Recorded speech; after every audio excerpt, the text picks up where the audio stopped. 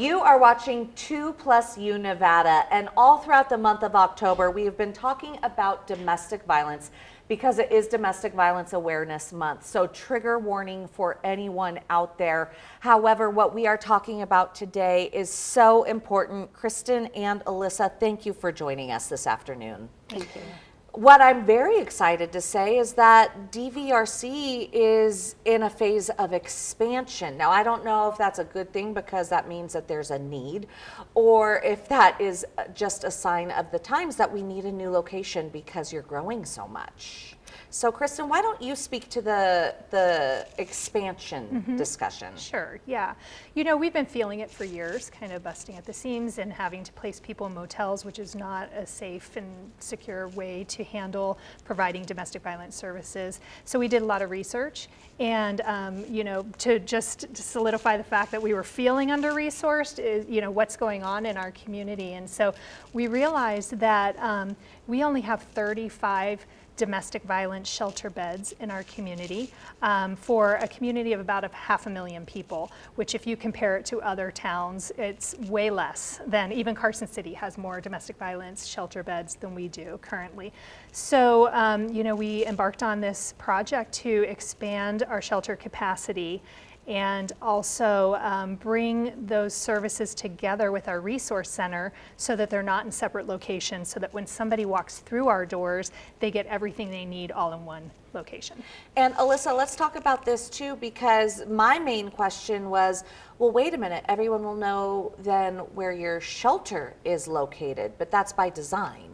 Yeah, we've found through research that an open shelter concept reduces the feeling of isolation for survivors, a feeling that they've felt throughout being abused. And so when they come in through our doors, we want to make sure that they feel a sense of home, dignity, respect, and feel valued, that they have a sense of security in this facility. And so not only will people know more about how to access this resource by being more public facing, but survivors will feel more secure and safe in an open concept facility. And Kristen, first of all, again, how many beds?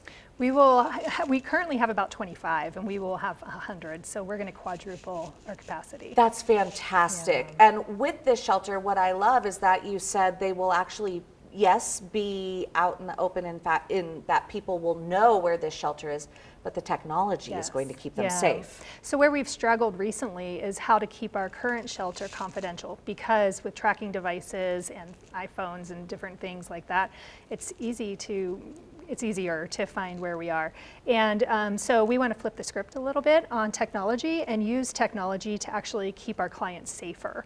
So instead of keeping individuals in a secret location, we are going to focus on safety and prioritize safety over secrecy, and security, high-tech security is a part of that. And all of the services and the shelter will all be under one roof. Yes. That's fantastic. All right, Alyssa, outside of the new facility, how does the DVRC work with other organizations in our community? So we can't do this work alone. A part of what we're doing is help build survivors' life skills and also address their immediate needs. And so within our walls, we're able to provide counseling and advocacy and help with those immediate needs. And through the longer term aspect, provide financial coaching.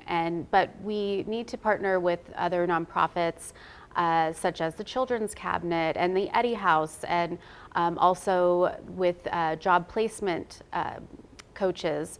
So, and bankers. We want to make sure that the full scope of the needs of a survivor are addressed, so that not only their immediate needs are met, but their long-term needs as well. And that's something we're really going to build upon in the new facility, is to expand services that survivors need by having a third-party provider office within the new facility, so people can come and provide legal services and other needs in that way.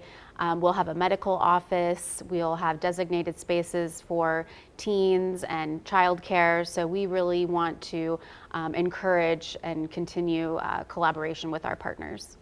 In about 30 seconds or less, Kristen, please tell people why it is so important to come up with a strategic exit plan if they're trying to leave an abusive situation. Yeah, when you're in, you know, the crisis moment, you are not thinking to grab your important papers or your medications and things like that. And by having a plan and having maybe that set aside or copies of things, you're ready to go. And that is so important because it helps you so much to get back on your feet to have those things.